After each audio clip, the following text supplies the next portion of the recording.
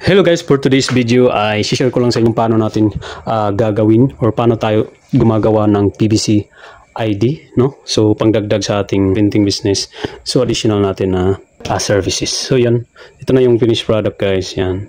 So ngayon, bago tayo mag-start, papakita ko muna sa inyo guys yung mga kailangan natin. So syempre kailangan natin ng laminator, no? At PVC, syempre yung PVC sheet na gagamitin natin. So ito yung ating brand na ginamit. So may ang laman nito guys is 50 sheet. Then yung laman niya ay meron siyang film. Then PVC plastic, ito yung mismong card niya. Yan. So kakat lang natin, so papakita natin sa inyo guys, no? Pero bago yan, bago tayo mag-start dyan, ang una nating gagawin ay syempre kailangan natin meron tayong design, no? So papakita natin kung ano yung size ng design.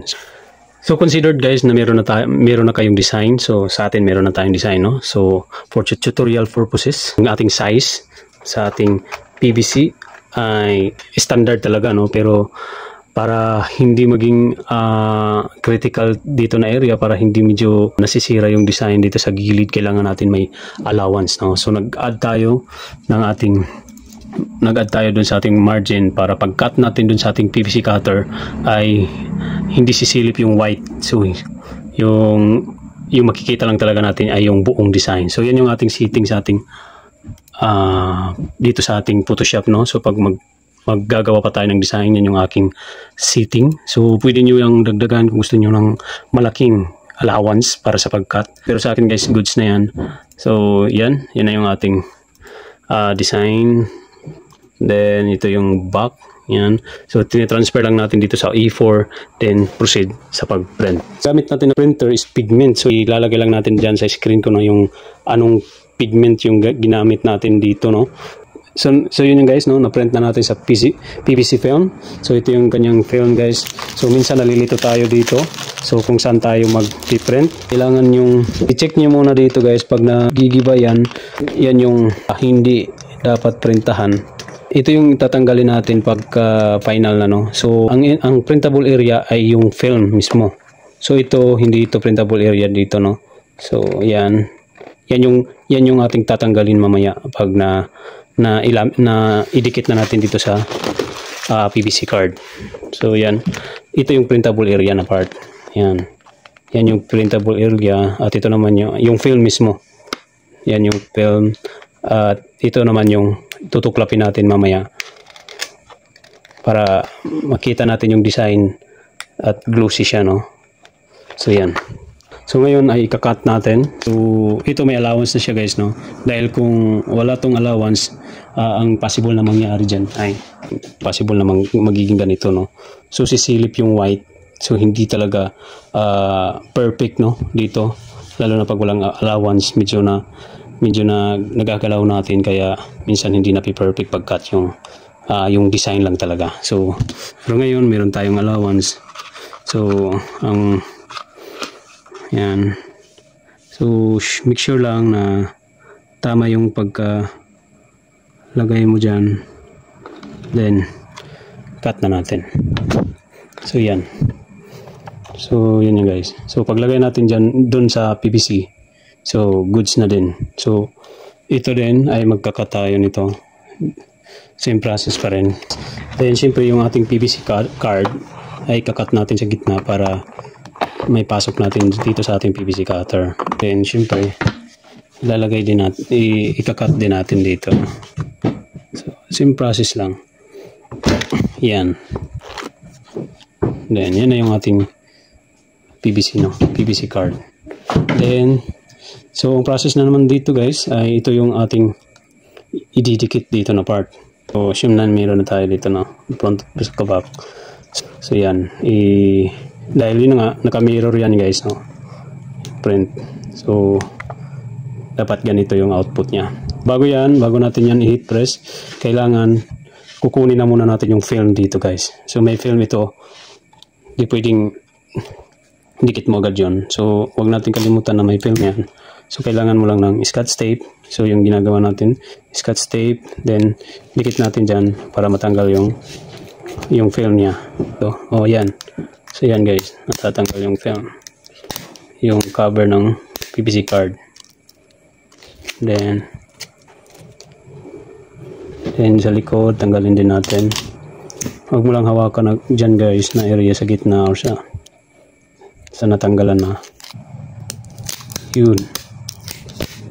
Yan, tanggal na siya guys. Then tsaka natin ididikit to. Yan. Huwag mo muna idikit agad. Kailangan sabayin mo minsan kasi kumakapit agad, pero hindi naman ganun kalakas ng kapit. Pwede mo namang tanggalin. Yan. Ayun, kumakapit guys. Ito yung atin. Yan kung paano natin ginagawa, no. So yan. So kung sa tingin nyo goods na yan, so yun na, ilalaminate na natin. Kailangan perfect, no, or hindi naman ganun ka perfect talaga. So yung sa tingin mo na okay na, goods na, then laminate natin guys. Ready na yung ating laminator. So yung setting lang naman natin dito ay nasa 150 yung init niya. Then ilagay din natin dito sa papel yung ating ito, ilagay natin dito sa papel para at least hindi talaga direct yung init doon sa ating PVC, para din maitulak niya din dahil medyo maliit lang yung ating PVC, no. Although lumalabas din naman, pero mas safe tayo dito, no. So yan. Then kain lang natin yan. Then baliktad na naman natin. Medyo old na yung ating laminator guys. Medyo maingay na siya. At hindi na talaga pantay ganun yung init niya. So dalawang salang guys. So tapos na laminate na natin. So titingnan natin guys. Hopefully success. Yan na yun. So yan. So natutuklap yung kabila, no. Yan na yung ating output guys. Then good. So meron na tayo guys. Yan yung ating PVC guys. Meron tayong jacket, no. Holder niya. Dito natin nilalagay. So pwede kayong umorder ito guys doon sa Shopee, no. So meron tayong link sa baba. So kung gusto niyo mapunta agad doon sa item na yan. So yan, siyempre ilagay lang natin dito. Pwede din natin butasan dito sa taas, no. So yung iba guys, binubutasan nila. Ito yung ating pambutas. So ito yung gamit natin. Pwede kayong umorder dito. Ilalagay din natin doon sa link, no. So yan, yung iba binubutasan nila, pero itong ating project na to ay hindi natin bubutasan, no. So nilalagay lang natin dito sa jacket. Then syempre doon natin nilagay sa ating sling. Yan, katulad yan. Syempre susuot lang natin. Then so meron na tayong ID, no, pang additional services natin guys.